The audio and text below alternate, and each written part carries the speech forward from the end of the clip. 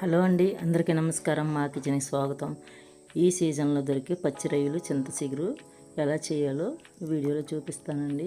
చింత చిగురు అనేది ఈ సీజన్లోనే దొరుకుతుంది. వర్షాలు పడ్డాయి కదా, అందుకని చింత చిగురు అనేది ఇప్పుడు వస్తుంది. ఆ చింత చిగురుతో పచ్చి రొయ్యలు వేసి ఎలా ఉండాలో మీకు వీడియోలో చూపిస్తున్నాను. ముందుగా స్టవ్ ఆన్ చేసి ఒక మట్టి దాకా పెట్టుకుని 2 స్పూన్ల ఆయిల్ వేసుకున్నానండి. ఈ కర్రీ నేను మట్టి దాకలో చేస్తున్నాను. మట్టి దాకలో చేస్తే చాలా బాగుంటుంది. 2 ఉల్లిపాయలని చిన్న ముక్కలుగా కట్ చేసుకుని వేసుకున్నాను. అలాగే 2 పచ్చిమిర్చి కూడా వేసుకొని 1 స్పూన్ కళ్ళుప్పుని వేసుకొని కలుపుకొని మూత పెట్టుకుంటున్నానండి. ఇలా కళ్ళుప్పుని వేసుకొని మూత పెట్టి మగ్గిస్తే తొందరగా మగ్గిపోతాయి ఉల్లిపాయ ముక్కలు అనేవి. ఇప్పుడు ఒకసారి 5 నిమిషాల తర్వాత మూత తీసి ఒకసారి కలుపుకొని మళ్ళీ మూత పెట్టేసామంటే మెత్తగా మగ్గిపోతాయండి ఉల్లిపాయ ముక్కలు అనేవి. చూడండి, ఉల్లిపాయ ముక్కలు అనేవి మెత్తగా మగ్గిపోయాయి. ఇప్పుడు ముందుగా బాగు చేసి పెట్టుకున్న పచ్చి రొయ్యలను ఇందులో వేసేసుకుంటున్నానండి. ఈ రొయ్యల్ని సేకరయ్య అంటారు. ఇవి కొంచెం చిన్నగానే ఉంటాయండి. మాకు గోదావరి దగ్గరలో ఉంది, మాకు గోదావరిలో దొరుకుతాయి. ఇవి తీసుకుని శుభ్రంగా క్లీన్ చేసుకున్న తర్వాత ఇప్పుడు ఇందులో వేసేసుకున్నాను. ఇలా వేసుకున్న తర్వాత ఒకసారి బాగా కలుపుకొని మూత పెట్టి ఒక 5 నిమిషాలు మగ్గించండి. ఈ సేకరయ్య కర్రీ అనేది చాలా బాగుంటుందండి. మనకి అన్ని రొయ్యల్లో కూడా ఈ రొయ్యల కర్రీ టేస్ట్ అనేది చాలా బాగుంటుంది. ఈ రొయ్యల్లో చింత చిగురు వేసి చేస్తే ఇంకా బాగుంటుంది. ఇదిగోండి, చింత చిగురు అనేది నేను ముందుగానే క్లీన్ చేసి పెట్టుకున్నాను. కాడలు అవి ఏమీ లేకుండా శుభ్రంగా క్లీన్ చేసి పెట్టుకున్నానండి. ఫ్రిడ్జ్లో ఇలా బాక్స్లో వేసి పెట్టుకున్నామంటే మనకి చానాల వరకు పాడవకుండా ఉంటుంది. ఇప్పుడు ఒకసారి చిటికెడు పసుపు, తగినంత కారం వేసుకుని బాగా కలుపుకోండి.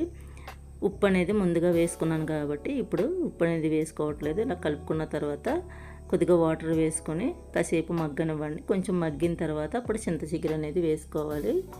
ఇలా కలుపుకొని ఇప్పుడు ఒక గ్లాసు వాటర్ని వేసుకొని ఒకసారి బాగా కలిపి 5 నిమిషాలు మగ్గించండి మూత పెట్టి. ఇప్పుడు ముందుగా క్లీన్ చేసి పెట్టుకున్న చింత చిగురుని ఇలా నలుపుకొని వేసుకోవాలండి. చింత చిగురు అనేది మనం డైరెక్ట్గా వేసుకోకూడదు. ఇలా చేతిలో వేసుకుని కొద్దిగా నలుపుకొని అప్పుడు కర్రీలో వేసుకోవాలి. అలా అయితే బాగుంటుంది.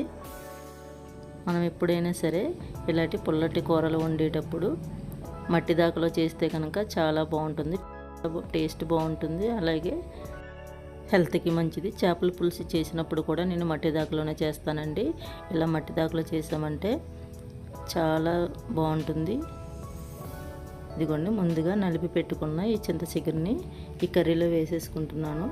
ఇలా వేసేసుకుని ఒకసారి సమానంగా సర్దుకున్న తర్వాత ప్లేట్ మూత పెట్టుకుని ఒక 5 నిమిషాలు మగ్గించారంటే చింత చిగురు అనేది ఉడుకుతుంది. నేను వేసుకుని ఒకసారి ఉప్పు అనేది చూసుకున్నానండి. నాకు కొంచెం పులుపు అనేది తక్కువైంది. మళ్ళీ కొద్దిగా చింత చిగురు అనేది నలుపుకుని ఇందులో వేసుకున్నాను. అప్పుడు కరెక్ట్గా సరిపోయింది. ఇలా మనకి చింత చిగురు పులుపు అనేది తక్కువైతే కనుక కొంచెం చింత చిగురు వేసుకున్నామంటే టేస్ట్ అనేది బాగుంటుందండి. మనకి చింత చిగురు వేసి చేస్తున్నాం కాబట్టి కొంచెం పుల్లగా ఉంటేనే బాగుంటుంది.